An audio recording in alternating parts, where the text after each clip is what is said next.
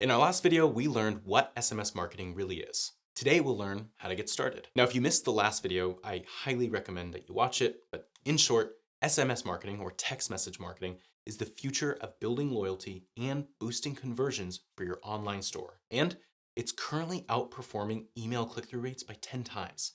So how do we get started? If you're new to SMS marketing, setting daily and weekly benchmarks can help you get off the ground and driving results from the get-go. So here are some goals to strive for during your program's first 30 days. In the first few days, lay your strategic foundation. This will include identifying your main KPIs or key performance indicators, which are things that you want to measure to base your success on. So measuring open rate, click-through rate, sales.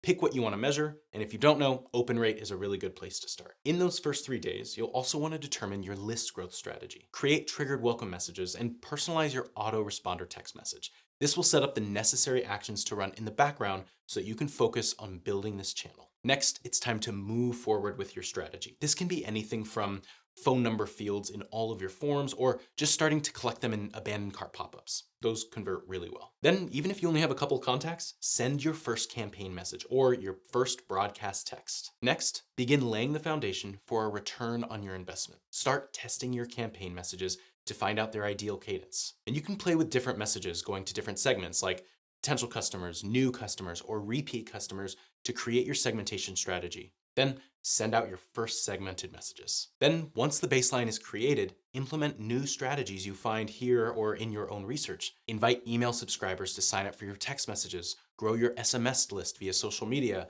optimize your cadence and finally nail down when you want to send things, and create your triggered transactional message and post-purchase flows. So when somebody purchases something, instead of getting an email, they'll get a text or maybe both.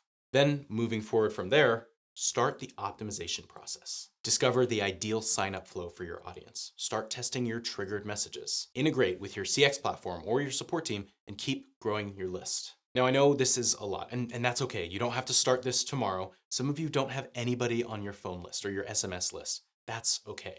To get started, simply focus on growing your SMS list. This means collecting phone numbers. This means that on all of your pop-ups on your website, or maybe just start with a couple of them, start collecting phone numbers. This will, of course, give you the option to do it correctly, which means making sure you have their permission to text them and all that. But to start, at least start collecting phone numbers. Then, once you've got some on your list, you can start this process from start to finish. Thank you for joining us today as we talked about how to get started with SMS marketing. Stay tuned for the next couple weeks as we dive deeper into SMS marketing and what it can do for your online business. See you then.